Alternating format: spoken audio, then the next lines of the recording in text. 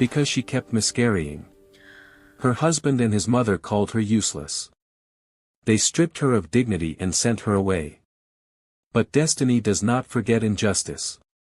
And the day she returned, the whole village wished they had never touched her fate. Watch till the end to see how fate turned against those who mocked her pain.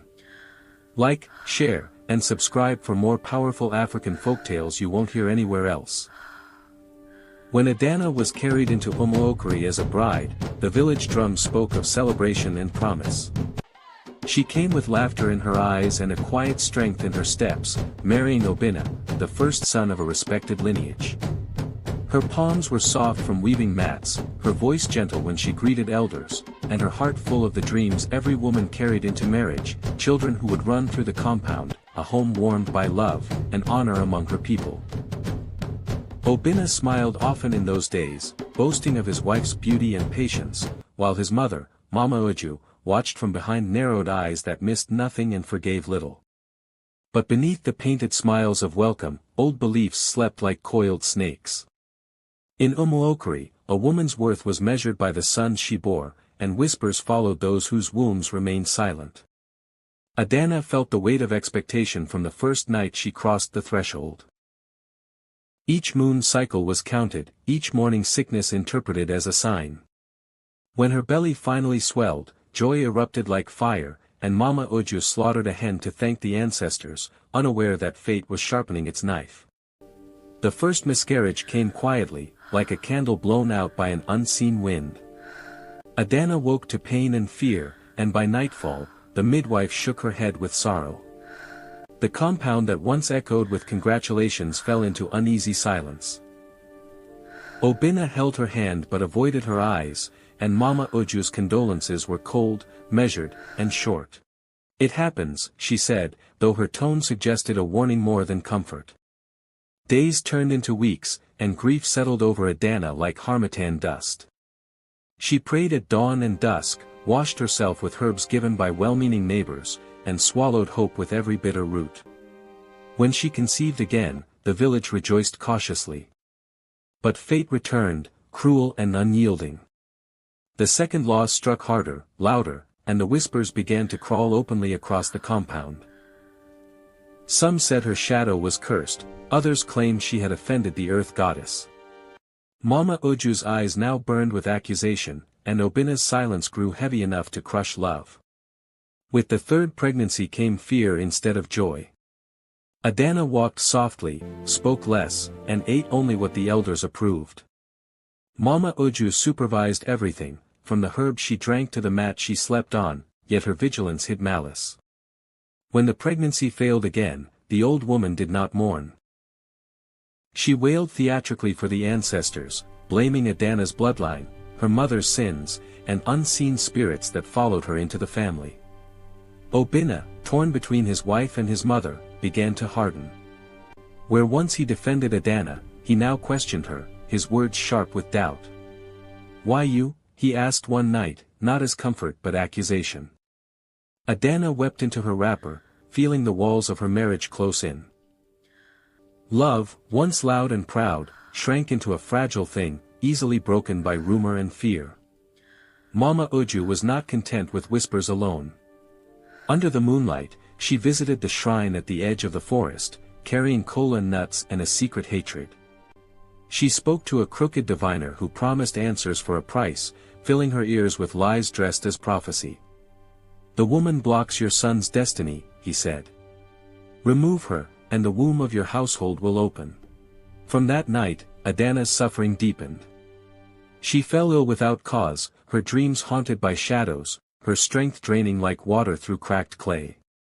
Obinna watched helplessly as his mother insisted it was proof of Adana's evil. When the fourth pregnancy ended before it truly began, Mama Uju declared judgment. "Enough," she cried before the elders. "She brings death to our lineage." The decision was swift and cruel.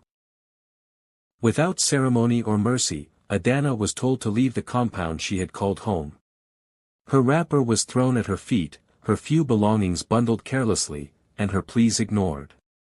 Obinna stood like stone, his face turned away as his mother pronounced the final words. Go, Mama Uju spat. Free my son from your curse. Adana walked out of Omookuri at dawn, her feet bare and bleeding, her heart shattered. The road swallowed her tears as she wandered toward the forest, guided only by instinct and desperation. Behind her, the compound buzzed with false relief, unaware that the earth itself had witnessed the injustice and would not forget. The forest did not reject Adana. As night fell, she collapsed beneath an ancient irako tree, where the air hummed with unseen presence. In her weakness, she dreamed of a woman clothed in light, eyes deep as the river. Your pain is known, the spirit said.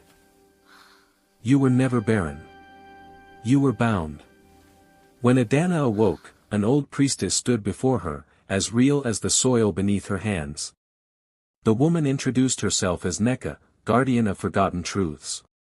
She broke the spiritual chains placed on Adana, revealing the dark rituals Mama Uju had performed to control her fate. Strength returned to Adana's limbs, and for the first time in years, hope breathed freely in her chest. Under Neka's care, Adana healed in body and spirit. She learned the language of herbs, the songs of protection, and the patience of the earth. Months passed, and when she conceived again, the pregnancy held firm like a promise carved in stone. The forest rejoiced with her, birds singing louder, rivers flowing clearer. Far away, Omookuri began to crumble. Obina's fortunes failed, his fields dried, and Mama Uju fell ill with a sickness no healer could name.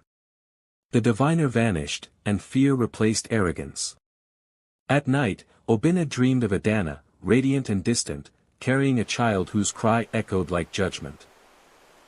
When Adana returned to Omookuri, she did not come as a beggar but as a woman crowned by destiny.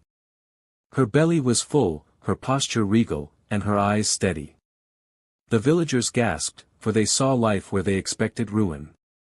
Mama Uju trembled at the sight, recognizing the truth she had tried to bury.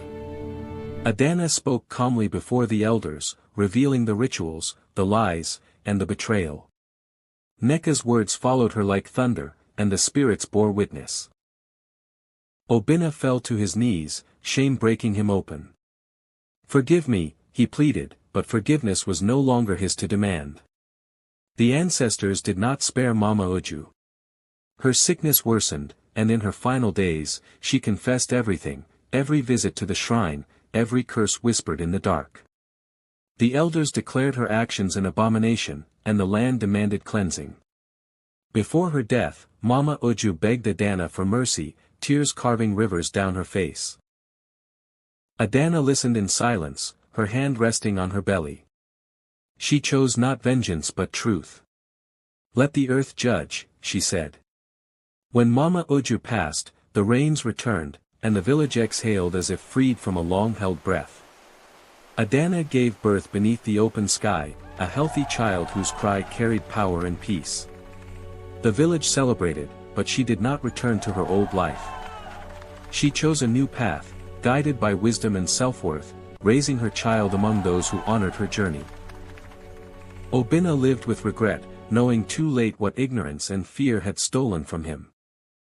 And Omookuri learned a hard lesson written in tears and redemption, that the womb is not a measure of worth, and cruelty, once unleashed, always finds its way back. What they never knew was this: the woman they cast out was the blessing they destroyed. If you love deep African folktales filled with betrayal, mystery, and justice, subscribe now and turn on notifications. And don't forget to comment below. Do you think she should forgive them, or let destiny decide?